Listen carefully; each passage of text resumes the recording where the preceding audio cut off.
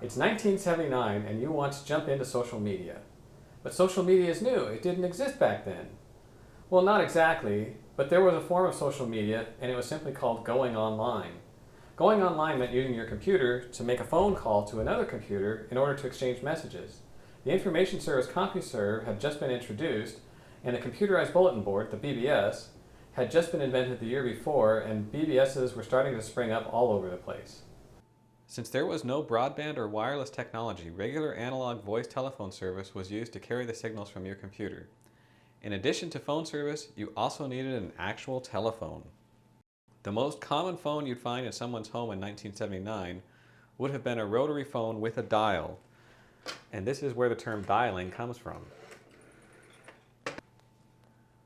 Touch-tone phones were certainly available, but touch-tone service cost extra, and why pay for it when rotary phones work just fine? The phone company had a lot of regulations regarding what people were allowed to connect to phone lines owned by the phone company, and they didn't want people plugging in equipment that the phone company hadn't leased to them.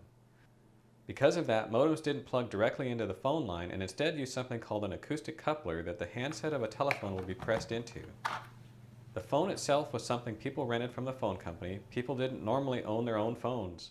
And because the phones came from the phone company, almost all of them used the exact same shape of handset, making it possible to make acoustic couplers that would work with almost any phone. The most common computers people would have used back then would have been a computer running CP/M, an Apple II, a Commodore PET, or a Radio Shack Trash 80. For this demo, I'm using a Radio Shack Trash 80 Model 2 running CP/M, which was released in 1979. It's a little unusual because it's a business computer. The only reason I chose it for this demo is because I thought people would get a kick out of the gigantic 8-inch floppy disks.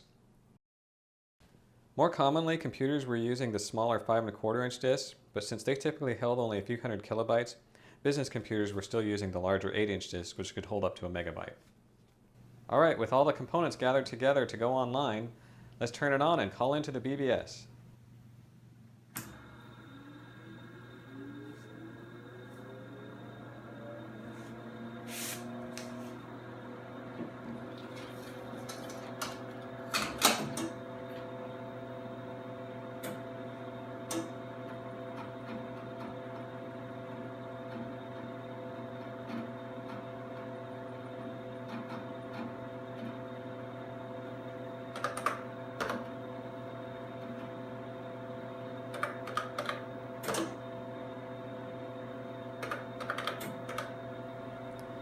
Because the modem can't handle any of the dialing or connecting to a phone line, it doesn't accept any commands from the computer. There's no way to tell the modem to dial a number. You do that with your telephone. There's no command from the computer to tell the modem to answer since it can't hear the phone ringing, and it can't pick up the handset and stick it in the coupler anyway. In fact, many acoustic modems didn't even have an answer mode. You could only use them to call a service.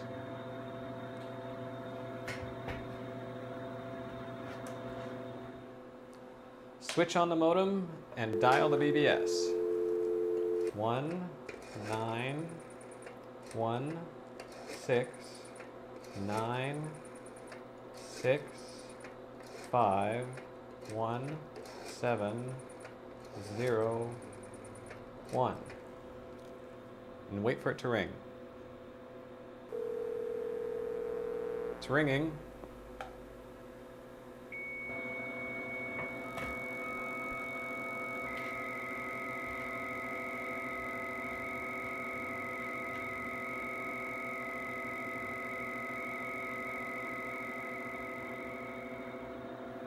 Modems were not fast, and there were two speeds commonly in use, 110 baud, or about 10 characters per second, and 300 baud, or 30 characters per second. 1200 baud modems were brand new, and not too many people had them. Since modems were analog, sometimes people would overclock their 300 baud modems up to 450 or even 600 baud. They didn't have to modify the modems, they just fed data through them at a faster rate. Sometimes it worked if you had a good connection, sometimes it didn't. Online communication was text-based. All online communication was done by using a terminal or software to turn your computer into a terminal. The things you type in are immediately sent to the other end, and the text received is immediately displayed on your screen. There's no concept of a web page or URLs or JPEGs. Your computer didn't need to download a page of HTML to decode it and display it. As the data arrives, you watch it appear.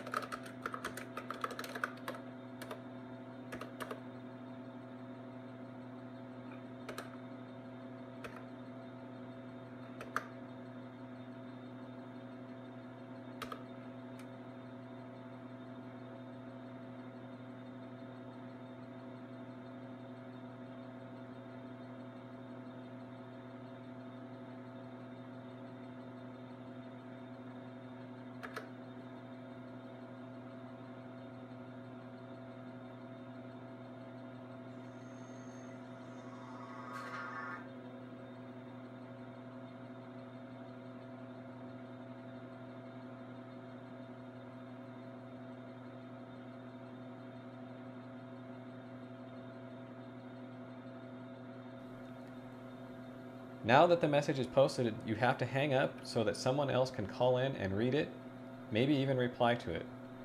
Later on, or maybe the next day, you call the BBS back to see if there's any new messages to read. If you're feeling brave, connect to the BBS yourself and see if there's any new replies, or even post one of your own. I hope you enjoyed this look at what social media was in 1979 and the dial-up technology required to go online.